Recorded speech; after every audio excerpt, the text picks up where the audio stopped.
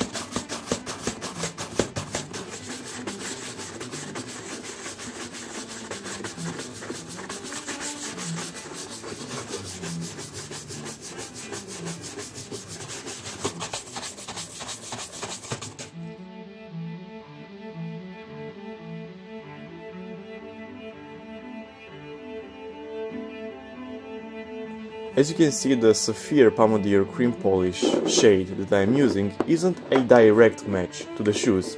However, I actually intended to lighten these shoes up, and you will see towards the end of the video how much of a difference a few coats of lighter shoe polish can make to a shoe. Using lighter color polish is not a requirement for all shoe shines. In fact, some people actually advise against it. But if you want to spice up your shoes even more, then I would highly recommend it. Just don't go too light or too dark. Find something that is maybe 1 or 2 shades within the range of the current color.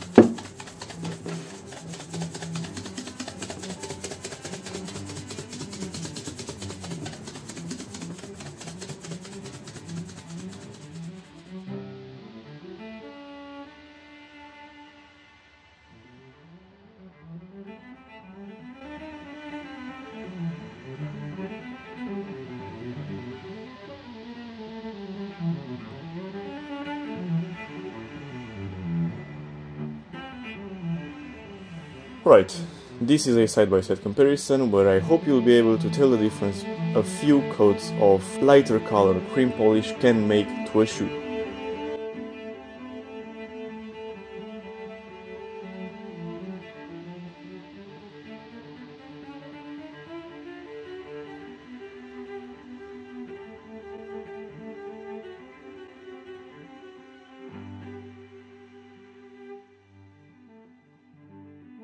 And here is the final result.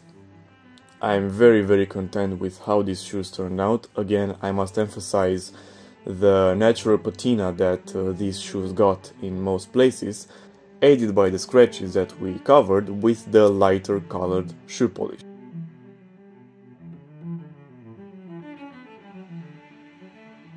If you enjoyed this video, I would highly appreciate it if you would leave a like, a comment and a subscribe for further videos. Also, do not forget to share it with your friends. I'll see you next time, ladies and gentlemen. Stay shiny.